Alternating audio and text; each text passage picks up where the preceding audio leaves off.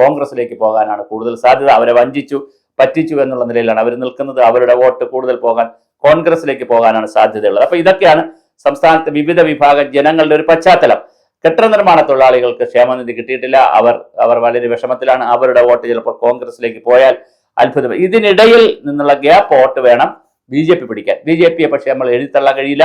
കേരളത്തിൽ വളർന്നുകൊണ്ടിരിക്കുന്ന ഏക പാർട്ടി BJP ആണ്. ഇത് കേഡർ വൈസ് ആകട്ടെ മറ്റ് പല രൂപത്തിലും BJP വളരുന്നുണ്ട്. ഒരു കാരണവശാലും BJP വളരുന്നില്ല, തളരുന്നു നമുക്ക് പറയാനാകില്ല.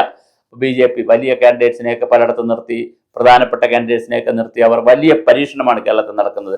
രാജീവ് ചന്ദ്രശേഖരനെ സംബന്ധിച്ചിടത്തോളം ഈ തെരഞ്ഞെടുപ്പ് എന്ന് പറയുന്നത് ഒരു ബാലികറ മലയാണ്, ഒരു മുൾമുനയാണ്.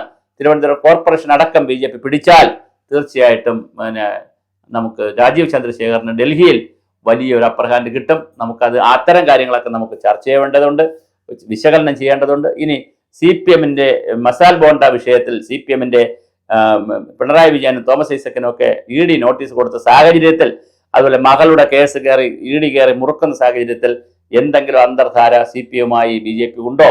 അങ്ങനെയാണെങ്കിൽ കോൺഗ്രസിന് ബുദ്ധിമുട്ട് വരും.